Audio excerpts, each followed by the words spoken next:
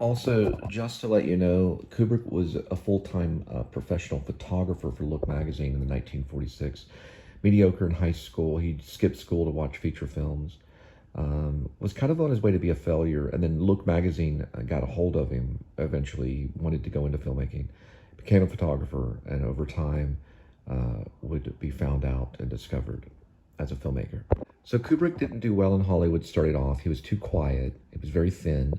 But he did a photographic book called...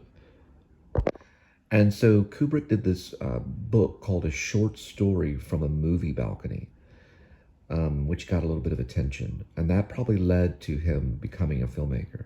It's a great title. He was a great writer. A Short Story from a Movie Balcony was a book of photographs that he had created and published. In another assignment, Kubrick took 18 pictures and still photos of people in a dental office. It was very mundane. And they eventually started going, well, maybe we should try this guy and give him an option at a movie. And, so he was taking photos, still photos, and calling them short stories and publishing them. So when Kubrick was young, he did marry his high school sweetheart and moved to Greenwich Village, where he would go frequently to the museum to take photographs. Now, he was mostly very obsessed or very intrigued by the people running Look magazine, which were photographers. I believe one name was Einstein, and I'll think of the other name in a minute. Just give me a second. So the two that were running the Look magazine were Sergei Einstein and Roth. Let me double check on this. So Look magazine was ran by Sergei Einstein and I believe author Rothstein. And he was obsessed with them and wanted to kind of like be like them. And he was simply just a staff photographer, very similar to Joker's character in Full Metal Jacket. Later, I'll get into his success on how he eventually got to Paths of Glory. Kubrick had a great friend. It was like a best friend in high school. His name was Alexander Singer. Alexander wanted to make a film about Homer's Iliad. So what ended up happening was Kubrick went on his own and he started making these little documentaries. I guess you could compare them to maybe like YouTube post or something. There were little documentaries about this and that.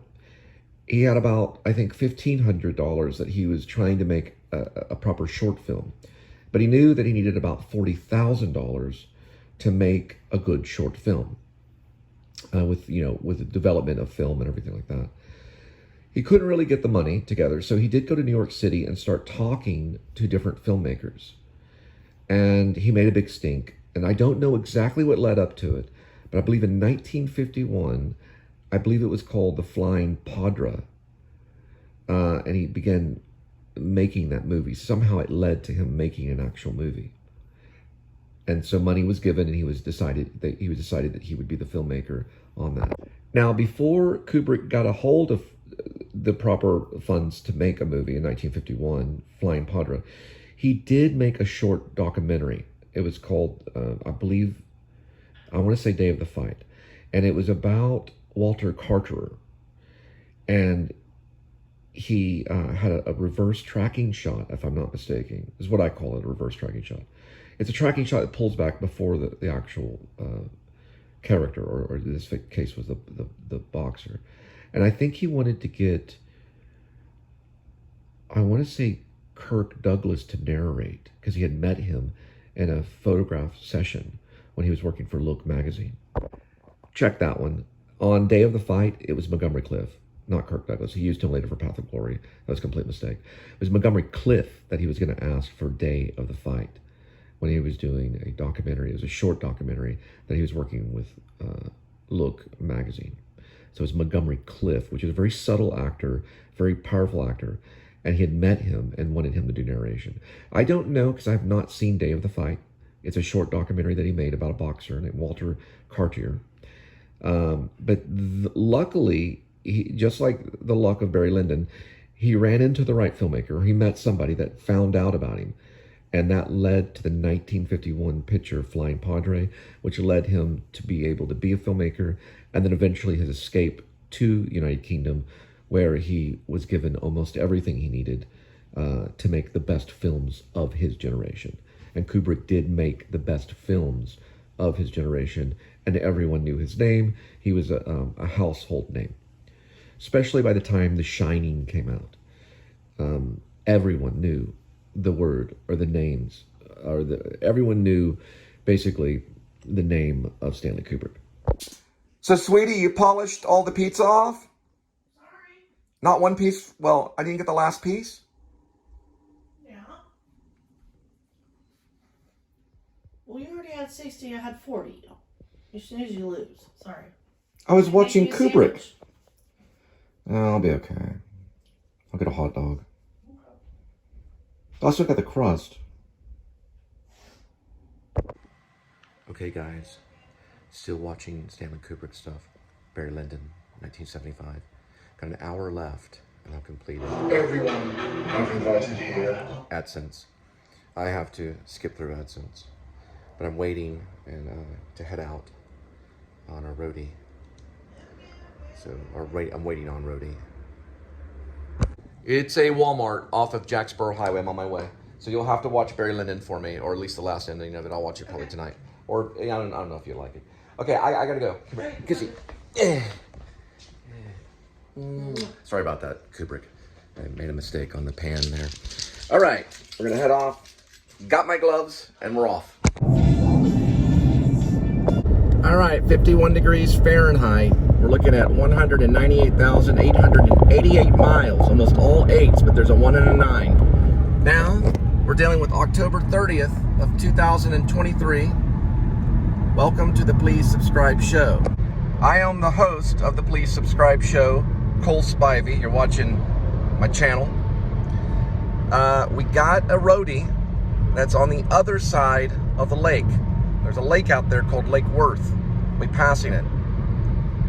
Everyone, immediately, get a copy of Barry Lyndon. It's crucial. If you're a filmmaker and you don't have a copy of it, I feel bad for you. I personally can watch it on YouTube. Also, if you are a filmmaker, get yourself a copy of Dune, the original, by David Lynch.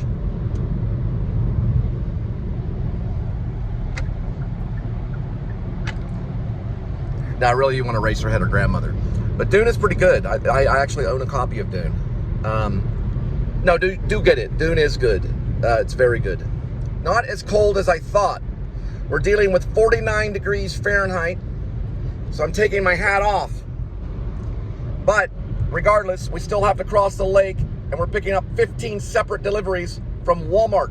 We'll be dropping them off at your doorstep. I'm talking this way so you can hear me through this can that I'm holding. This thing right here, which is pretty much a camera. It's called an iPhone 11. We're on our way.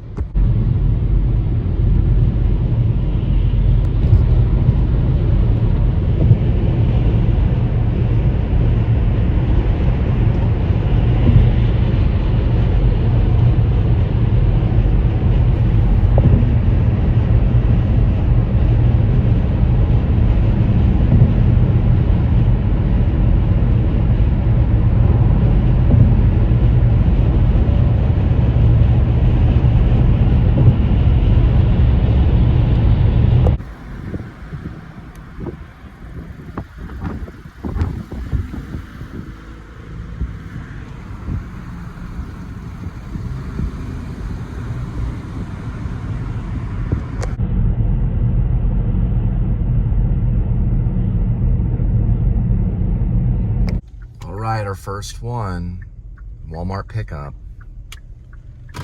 in Jacksboro Highway. All right, you want to call that number as well. Check in on the app with the number. My number happened to be 27. You check in with that number to double check. That way they'll double check too. It can speed things up. They'll come out right there.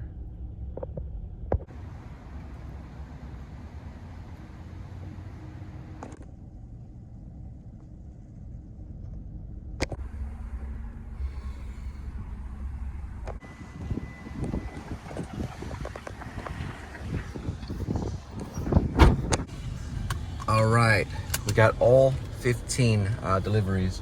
These guys are big help now. So they must have changed the plan at Walmart for Roadie, because a year ago or so, or I don't know when I started Roadie, but I remember they deactivated within this year and then reactivated, so they got in touch with my email. Remember, you can always appeal. And I went and talked to a manager about just the same thing I talked about now, because, well, now I thought I was missing a delivery, but actually I wasn't missing a delivery. The lampshade was inside the other lampshade, so I didn't notice that the lampshade. He went over and helped me, and whoops, went the wrong way. And we realized that the lampshades were 2 in 1, so it looked the same. So you can ask for help. Just be kind and be nice, and they will help. And even if you talk to a manager and stuff, it's okay to do that too. You want to make sure you get the complete delivery, because it won't allow you to finish unless you do. So this guy just was letting me know that there was another lampshade inside the other lampshade. It's because the customer got 2 lampshades along with, that's what she ordered. So we're on our way to the delivery. We got 15 separate ones, and then we'll move on to the next one. And thank you so much for all you Kubrick fans. If you know Cole Spivey, who is me, I'm a huge Stanley Kubrick fan, as well as David Lynch, and of course Martin Scorsese. I'm not going to forget. But remember to go see Killers of the Flower Moon. I'm not going to be able to see it at the theaters right now. We're too busy and budgeting. But I will eventually maybe get to go see it. I got to see The Irishman in the theater, and I loved it. Anyway, I hope you guys well. And we're off. We're gonna go to the next delivery. All right, guys, this 15 delivery coming out of Walmart is about $40. So hopefully the logistics will be good. Our first one is 6.8 miles. We'll be arriving in 15 minutes at 3:25 in the PM.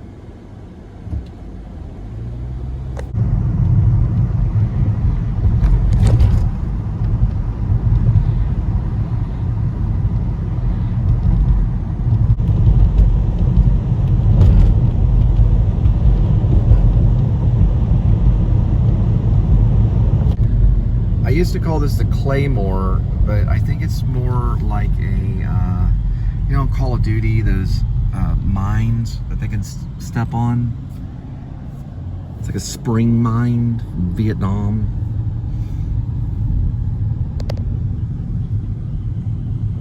That's what it reminds me of. We'll be going through downtown.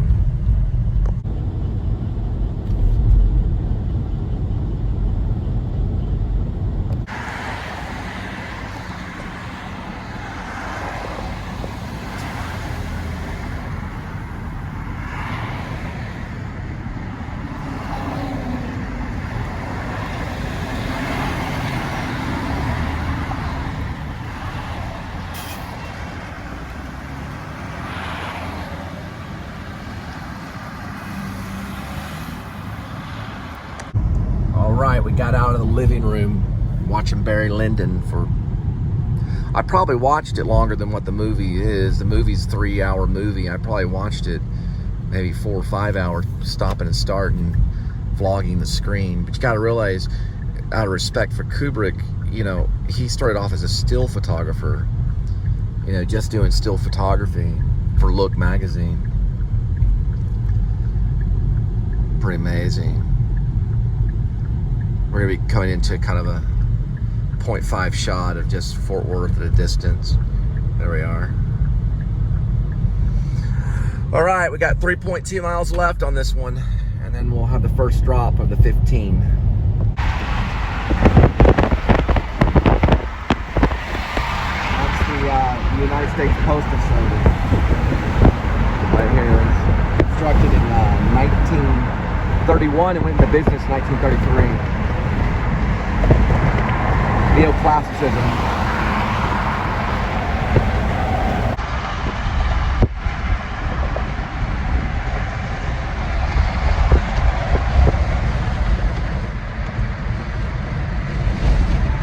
Imagine Ryan O'Neal making Barry Lyndon. Oh man. Ryan O'Neal directs Barry Lyndon. It'd have been more close-ups for sure. Hey, Ryan O'Neal did good. I watched it. It was not bad at all. But I can still see Kubrick, you know, going up to him, you know. It's very good, Ryan. Very good performance. Very good. Very good. Very, very proud of you. Very good.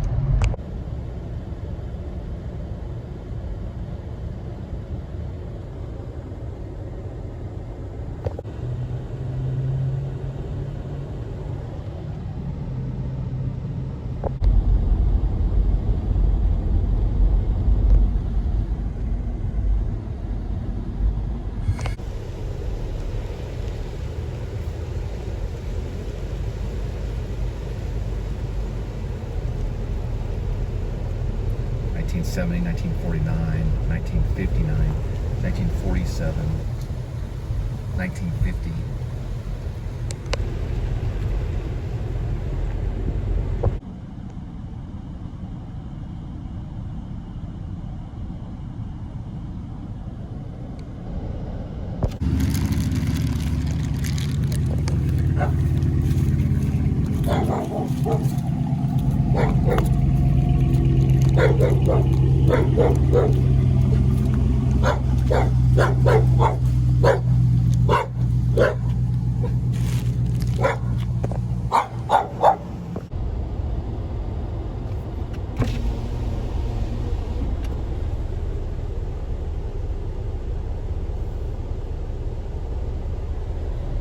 As you know, my history, I've been bit by a dog. There's a Baptist church.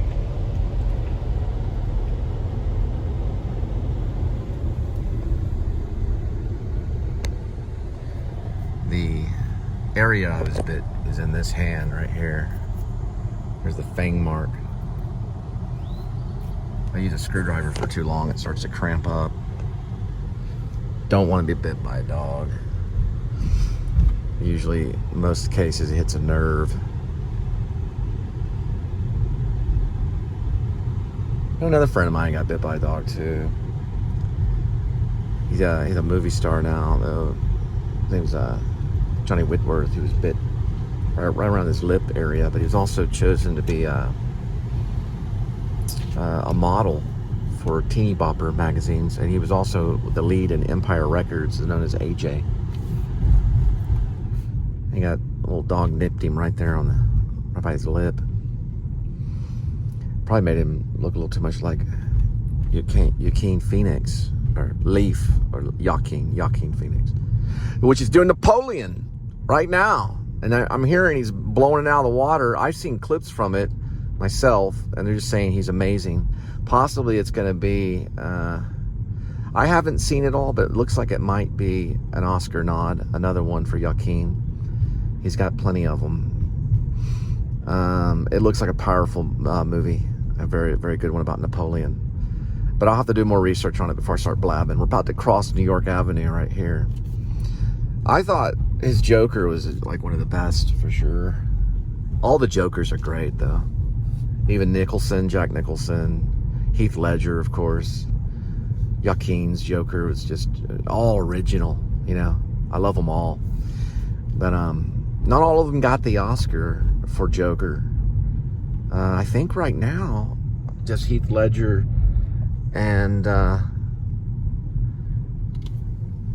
Joaquin. There's the one and only Fort Worth Event Center. We got an event I want to hold.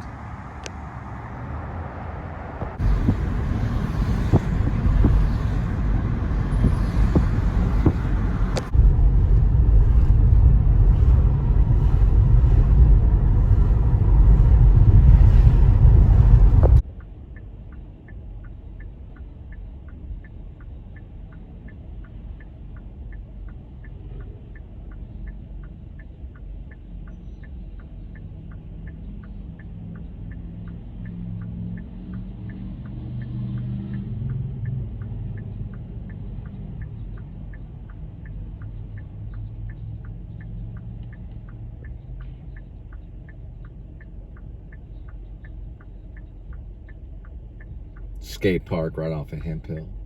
It's amazing they actually have one. I'm glad they didn't have it when I was in high school. I would have probably tried to be a skater again. There wasn't really a whole lot of places other than downtown to skate. They've got their own designated skate park.